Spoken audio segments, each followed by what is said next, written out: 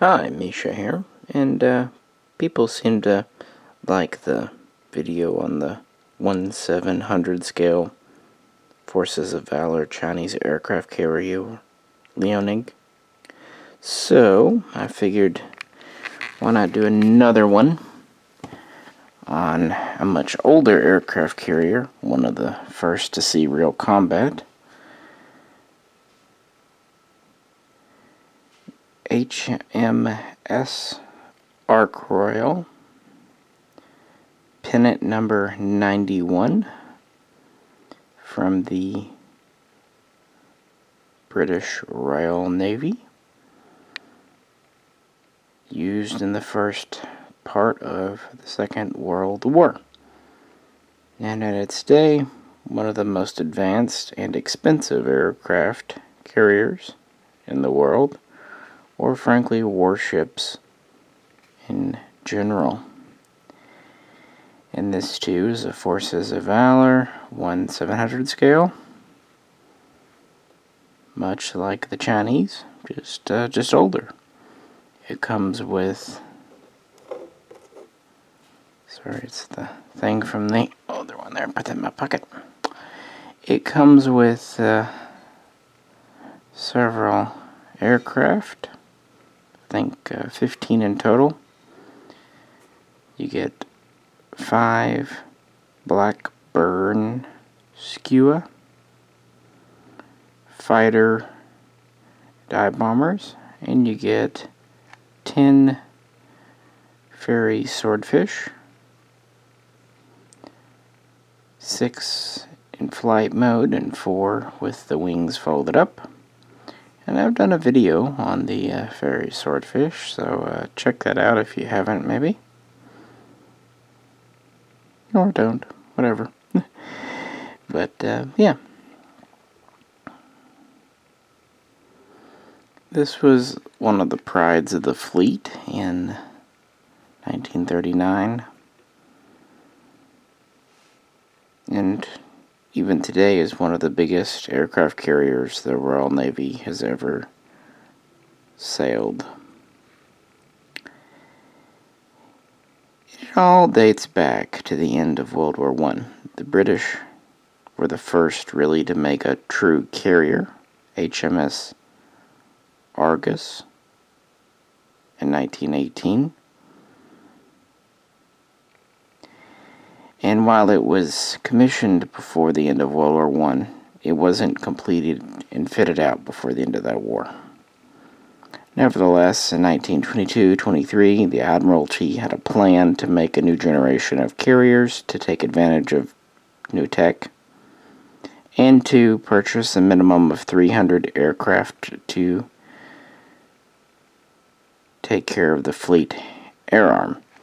But the 1920s, especially after the Depression started to hit, the Royal Navy had a big budget cut, so this would have to wait.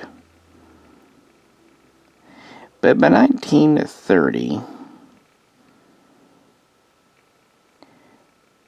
the designer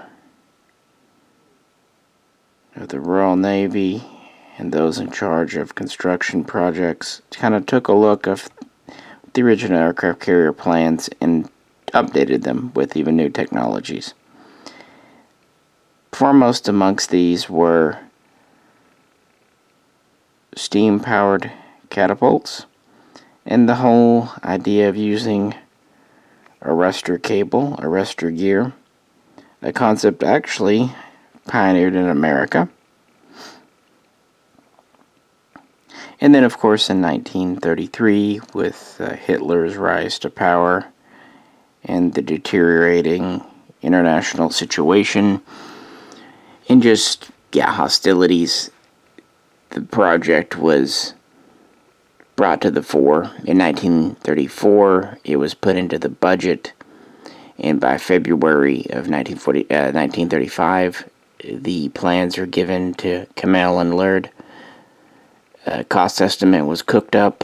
It would actually be the most expensive vessel ever built for the Royal Navy to that point.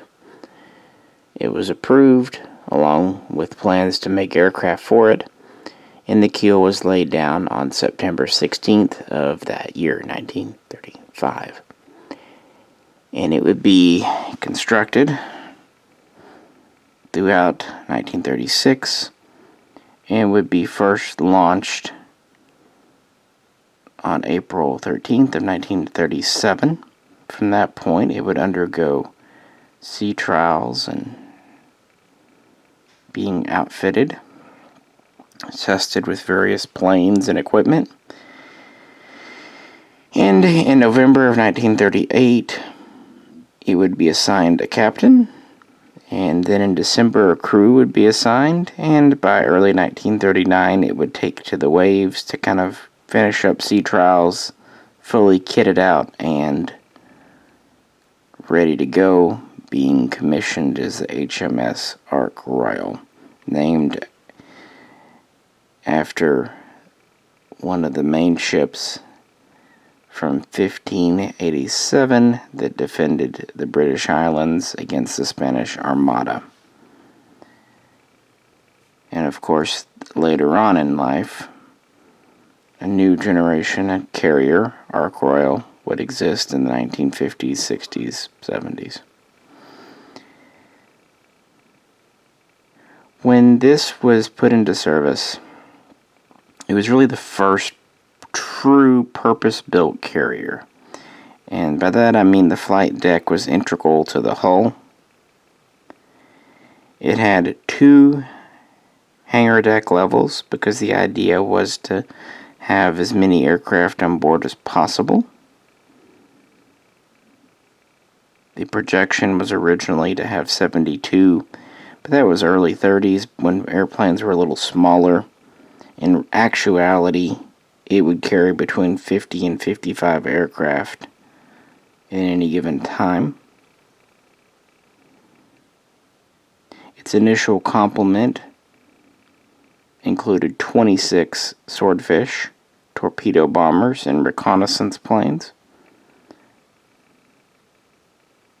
and 24 Blackburn Skua fighter/dive bombers and patrol observation scout planes. It would have a crew of about 1,580, including officers, men, and the flight group. It had an 800-foot flight deck. Notice how it overhangs in the back. That was intentional to let it fit dry docks of the era. Originally, it was kind of designed to meet the Treaty of Washington restrictions, but quickly that was dropped, so there's a little bit of vestigial. It's just under 95 foot wide. It has 2 steam catapults, along with the arrestor gear I mentioned. It has 3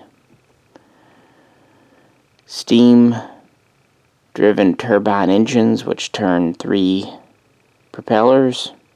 Originally, the projection was about 35 miles per hour. In reality, after testing, it could get up to about 36 to 36.5 miles per hour. This is very important for a carrier, more so than a battleship.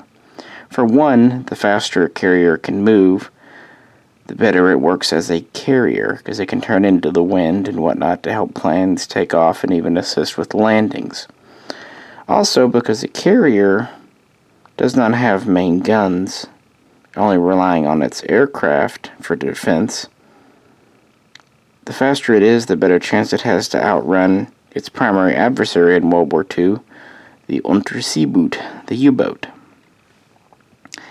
It did have guns and cannon, but all of the batteries were geared for anti-aircraft, AAA, flak, whatnot.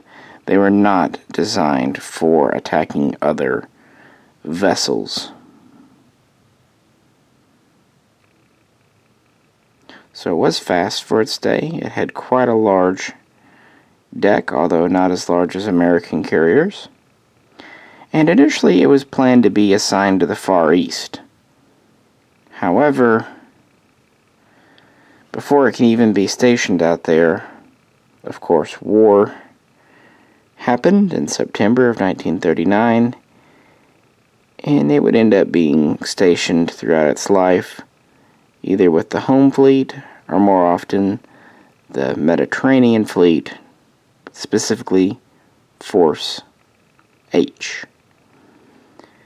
And while it only served for a bit over 2 years before it was hulled and sank, it had a very eventful and important life.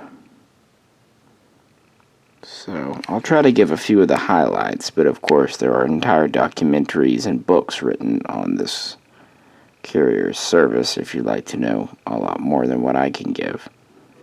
But with that said, let's dive in a bit and talk about the Ark Royal. The HMS Ark Royal started off World War II in September of 1939 as part of a hunter-killer group. Britain took its 3 primary carriers, assigned a large number of destroyers to escort them, and deployed them near the home islands to protect merchantmen, escort convoys, and generally speaking, hunt and kill submarines.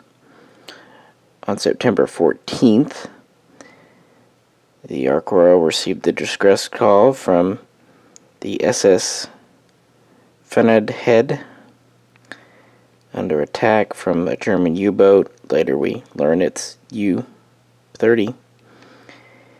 And so it dispatches aircraft, Blackburn skuas, to assist because it's over 200 miles away, and then it changes course to intercept.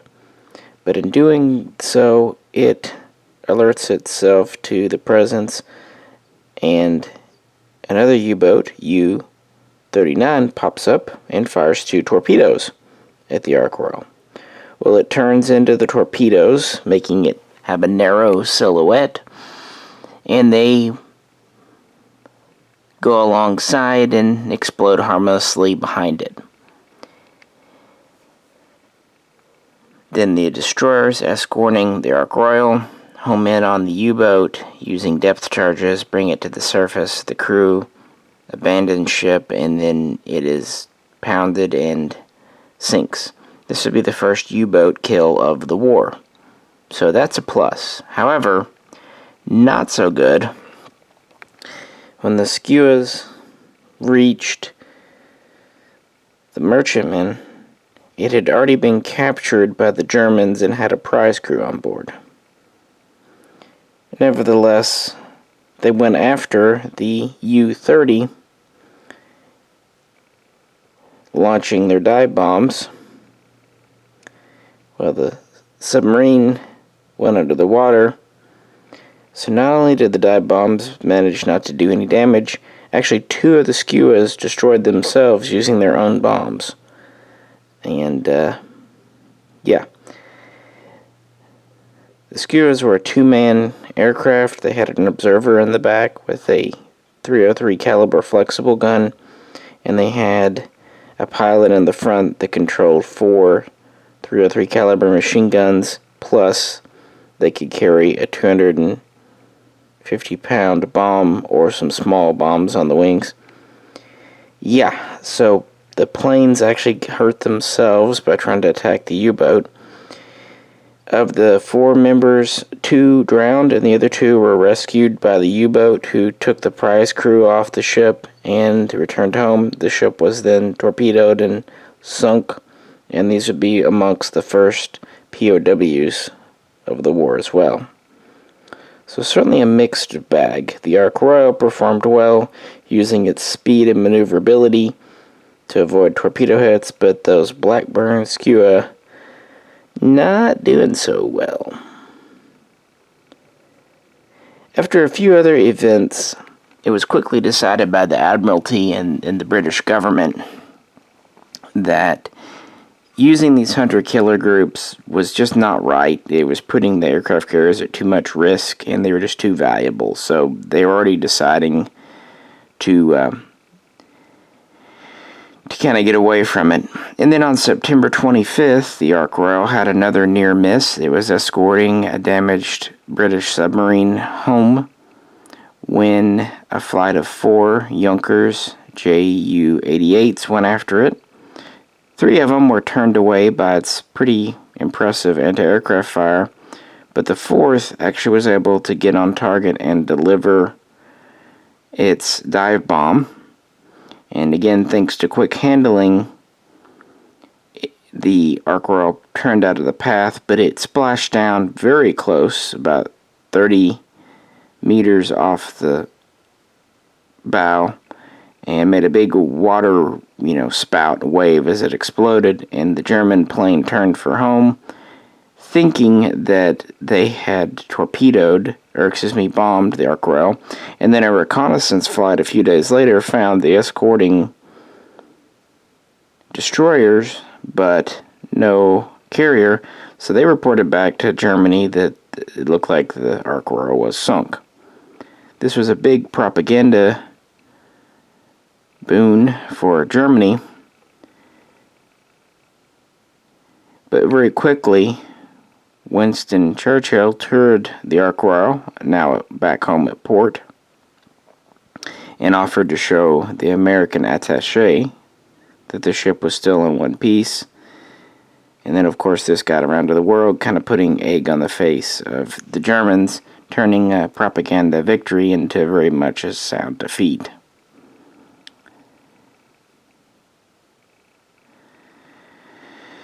From there, it was assigned to operate off of West Africa to try to intercept and destroy the German pocket battleship, Admiral Grosbeck. And after a few engagements, the Grosbeck would actually dock in Argentina to repair, refuel, resupply, and then British warships would patrol outside the harbor, keeping it pinned in, and the Ark Royal was given the position and ordered there at best speed, but it was still a day and a half away. Knowing that the Germans had spies, they actually put in a fake refueling report nearby, so the Germans thought the Ark Royal was already off the coast of Argentina, and the subterfuge, the ruse, worked, causing the captain of the Grosbeck to scuttle his ship, which actually kind of leads to a funny story about the Argentinian Ballester Molina pistols being built from salvaged steel recovered from the scuttled Grosbeck. Of course, it's a fake story, but it's an interesting thing. We've done a video or two on the Ballester Molina on the main channel, Mishaco, just pointing that out. After this, the Ark Royal would remain in the Atlantic on patrol, looking for targets of opportunity, until the cruiser, I will keep wanting to say Executor, but it wasn't the Executor. Help me out here, guys. Yeah, anyway, whatever. Yeah. Until a cruiser needed assistance home as it was damaged. And so it would return to port.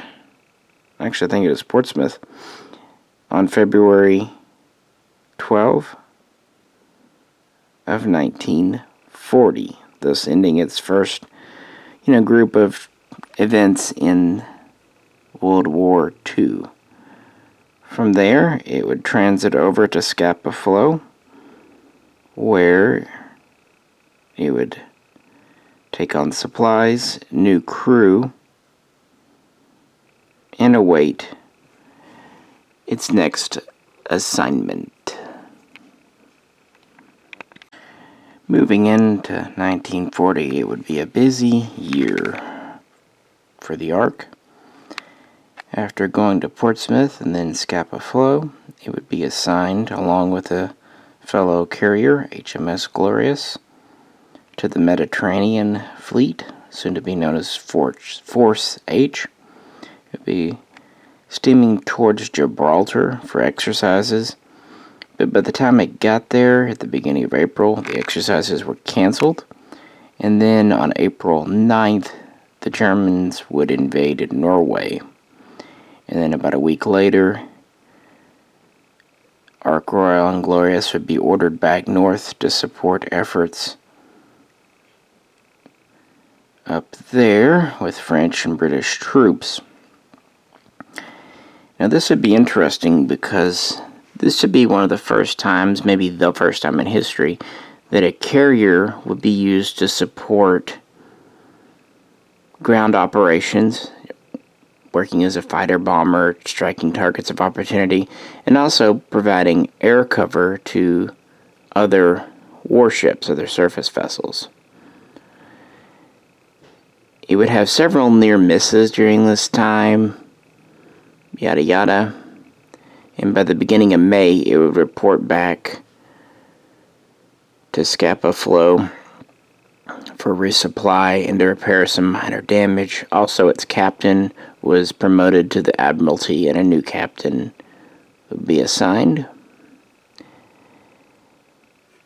After that, it would go back out on convoy escort, but then in June, HMS Glorious would be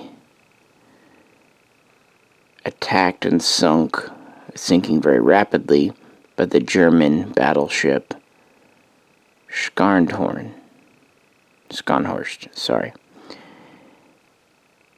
Of course, this could not stand, so Ark Royal was assigned to try to find and destroy it. And on June 13th, a scout did locate Scharnhorst. And an attack wing of 15 Blackburn skuas was sent after the battleship. Not only did they fail to do any damage, 8 of them did not return home. The aircraft was quickly earning a reputation for being pretty pathetic, frankly. While it was a modern naval fighter for the day, all-metal, mono-wing, 5 machine guns, decent bomb capability, it was quite slow, not all that maneuverable, and had other quirks. It was kind of a half-baked design. In fact, fewer than 200 of the aircraft would ultimately be built. At any rate, after this, the aircraft carrier would be again assigned to the Mediterranean, along with HMS Hood, the Admiral-class battleship, battle cruiser to be exact. And one of their first assignments was to work on the French fleet remaining there. That was nominally under Vichy control. They were trying to convince those in charge to either switch sides to the Allies, or at least scuttle the ships and not take part. The French were being obstinate. This resulted in attacks on the French fleet. One battleship escaped, but the Swordfish and other aircraft from Ark Royal were helpful in using for targeting, ranging, patrolling for the British fleet. And actually, just a couple of days later, Swordfish from the Ark Royal helped destroy the already beached battleship Dunkirk. This was important because while the Skua was getting a bad reputation, the seemingly more obsolescent Swordfish torpedo plane, which is still an open cockpit biplane, was getting a good reputation. And also this event pretty much broke the back of the remaining French fleet in the Mediterranean, meaning they were not a threat. So beginning in July and running into August, the British would refocus on the Italians. Also on defending and supplying Malta. Malta being one of the major holdouts, a British colony, against the Axis. Quite famously, a small contingent of Gloucester gladiators defended Malta early on, while the Ark Royal, along with many other ships, helped resupply them with more modern Hawker Hurricanes, and just generally gave support. They also started to attack Italian ports, aerodromes, using again the Swordfish. And the newer ferry Fulmer started to come into use. Now, the first Fulmer test flew in January of this year, and then it was first stationed on board HMS Glorious in June, right before she sunk. And then later, they would start to be stationed on board Ark Royal. The Fulmer, while still not a perfect plane, because it was required to have range, distance, be a dive bomber, it had 8 forward-facing 303 machine guns. It was faster, still not a speed demon, but faster, and frankly just a better design than the Skua. So what they would do, they would go from having 26 Swordfish and 24 Skuas, some of which had been already offloaded at the beginning of the year to support ground bases, meaning they were already lightly loaded on the Skuas in the middle of the year. This would be changed to 30 Swordfish. Again, remember, it's a very successful plane, all things considered. 12 Skua, and eventually 12 ferry Fulmers. Meaning it actually had more planes on board, 54, give or take. That's how she would be configured in the latter part of 1940.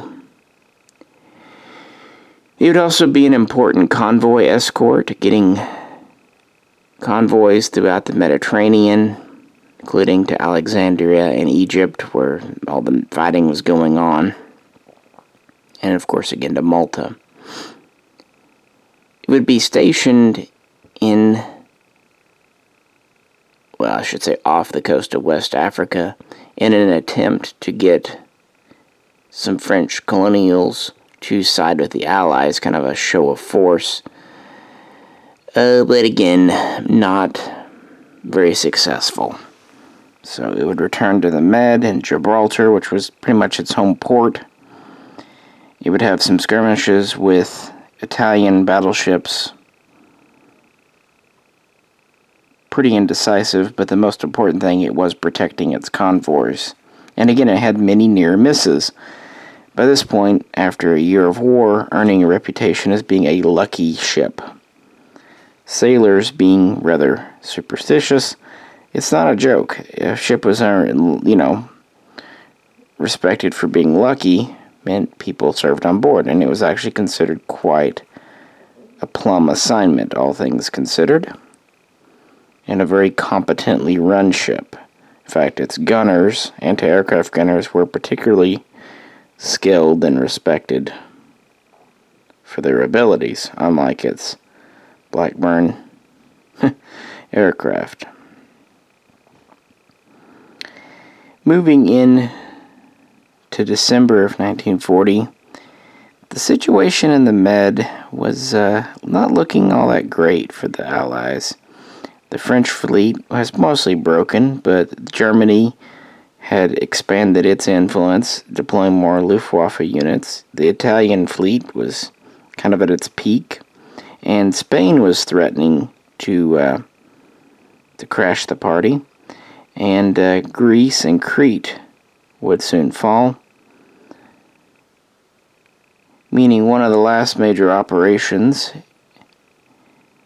the Ark Royal took part in that year, right after Christmas, right after Boxing Day, was a very important convoy to Alexandria, Egypt. This convoy was vital to support British forces fighting Rommel in North Africa and keep Egypt from falling. And while the convoy was attacked multiple times, it would reach port with very little loss, and for once the fighters 12 Fulmars on Ark Royal would fight off a much larger force of over 50 aircraft from the Axis powers, giving its air group a much needed boost in morale. And so as we do that, we're getting into its final year and some of the most famous events in number 91's history. So after the successful convoy to Egypt, the Ark Royal would return to port in May of 1941 to get a new captain assigned. Her existing captain was not in great health and nominally suffering from fatigue. And while the events really helped supply troops in Egypt, the battle in the Mediterranean was not going great. Should also point out that in the interim, it had some near misses again with the Scharnhorst back in March, but it also had several successful bombing raids on Italian ports, so it was just kind of a mixed bag, a lot of convoy escort and whatnot. But then the Bismarck sunk the HMS Hood, and that had the British Navy out for blood. Beginning on May 23rd, the Ark Royal, along with several others, were assigned to go after the Bismarck, which, along with the heavy cruiser Prince Eugene, went into the Atlantic to kind of just raid convoys between America and UK and also draw ships away from the Mediterranean. A swordfish first spotted and then trailed the Bismarck on May 26th, and then very quickly a flight of 15 swordfish would be set up with torpedoes and sent out that afternoon to try to hit and delay the Bismarck until the rest of the fleet could get organized and come after it. This is still Force H. And the swordfish promptly torpedoed a British cruiser. Luckily, the torpedoes they were using had a faulty detonator, so they flew back home and then were re-equipped with a more traditional torpedo setup and took off again around evening. And this time, they not only actually went after the right target, funny how that helps, they were able to get 3 torpedo hits on the Bismarck. 2 of them, while they were good hits, it was an armored ship, so did nominal damage but repairable. But the 3rd struck the rudder, or rather the control housing for it, sticking it at a 15-degree angle, meaning that for a time the Bismarck actually was sailing in circles. So mission to delay the Bismarck accomplished. Later, the crew, between repairs and just kind of trial and error, figured out a way to alternate the propellers to get the thing on more or less a straight course. But it was still kind of fixed in a certain direction. Maneuverability was terrible, and speed was pretty slow. I think it was around 15 knots. Not fast. This gave the British fleet time to zero in, and also the Ark Royal, because the swordfish could operate at night. It's one of the first fighters that really was used for that. They just pummeled the crap out of the thing throughout the night, and it would finally be given up around 10 a.m. the next day, and then the Ark Royal would return to port on May 29th. Again, it was a huge propaganda and true victory. But, again, the war in the Mediterranean was just not going super great. At this point, really the only Allied holdout was Malta, so the British were determined to protect it and hang on to it. Likewise, after the loss of Bismarck, Hitler stationed pretty much all of his U-boats in the Mediterranean, making them very dangerous waters. On the other hand, it did free up the North Atlantic, so he was actually recommended not to do it by his admiralty, but by mid-41, we're getting into the time when Hitler thought he knew best, and decisions weren't always logical. So while the waters were very dangerous for the Med, it did make them less so in the Atlantic, and the Ark Royal would be assigned for carrier duty, attacking targets of opportunity, mostly convoy escorts, and protecting Malta at this point. It's also worth saying that the mix of 30 swordfish, 12 skuas, and 12 fulmars would be replaced by even more swordfish, 36, supported with 18 fulmars, and the skua would be taking out of front-line service in 1941. And this would be its final configuration as it sailed into its last months. Like I said, the waters were lousy with U-boats, and on November 10th of 1941, as it was returning to its port of Gibraltar, it was warned, and the whole fleet was warned, that there are a lot of U-boats in the area had been spotted. And then on November 13th, U-81 spotted the Ark Royal and scored one torpedo hit, but it was a good one. Pretty much hit it right amidships, right below the tower. And these British carriers were not known for being all that durable when hulled. Glorious and others sunk very quickly. So once a hit was made on it, its usual defenses of speed and whatnot couldn't help it. It quickly lost power for most of the ship. Communications were out throughout the entire ship.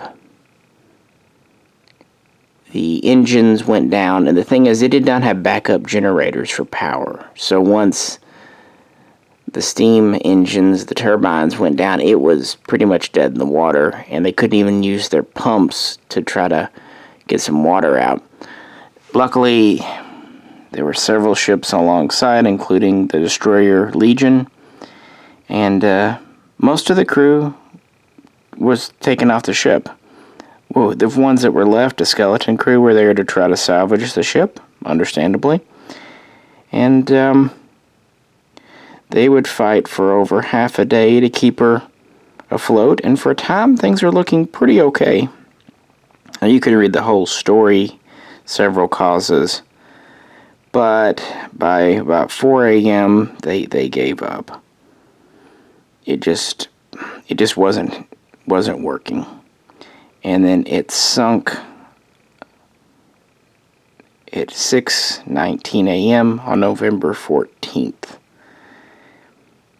It had been listing anywhere from 15 to 20 degrees. Towards the end, it was going at 45, and then it flipped over, capsizing after hitting 90 degrees list, and then sunk 3 minutes later, snapping in two. And it settled to the bottom. On the other hand, only one sailor lost his life, and that was during the initial torpedo attack. Everyone else was successfully rescued. In fact, most of the crew was already safe in Gibraltar before the ship even hit the bottom of the ocean.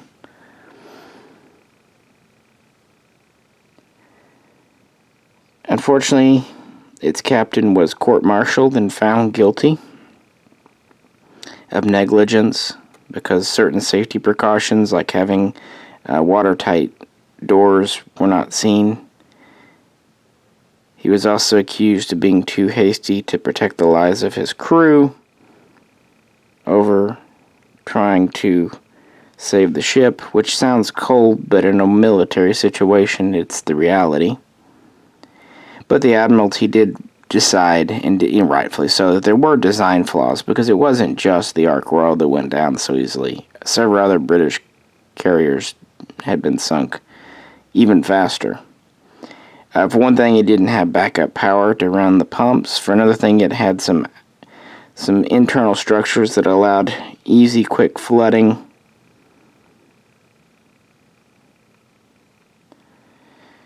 And these shortcomings, of course, would inform later British carriers in the war to help them be better fighting machines.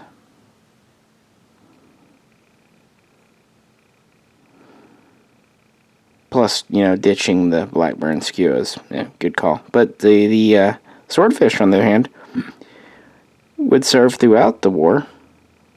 Sometimes being used for different purposes, but it's actually a good aircraft, funnily enough.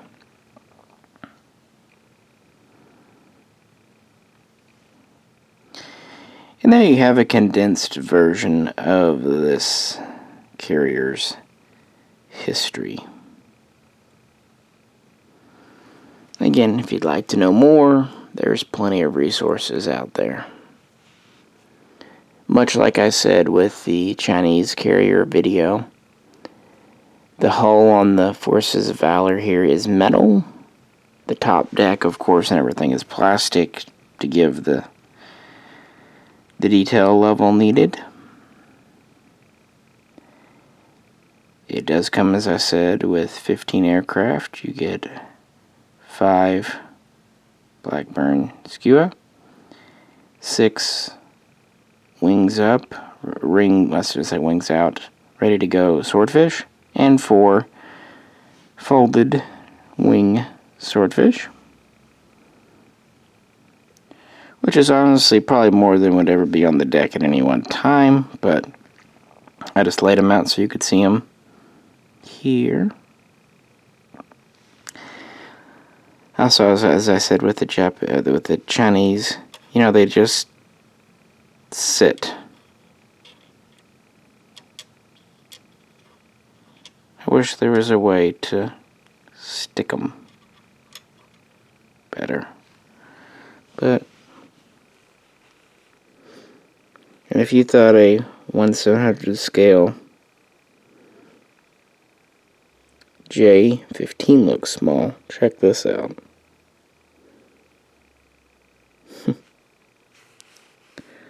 Neat, but very tiny.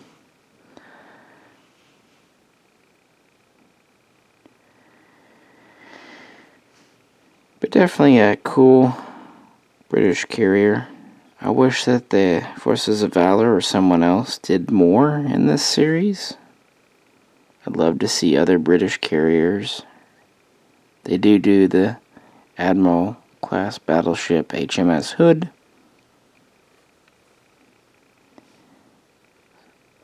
But that's about it for their British contingent. Pretty neat. Pretty neat. Well, if you have any questions or comments, please do leave them below. If you'd like to see more of these naval videos, let me know and I can kind of prioritize them. Otherwise, I greatly appreciate you staying with me. This is Misha, and I'll catch you very soon next time.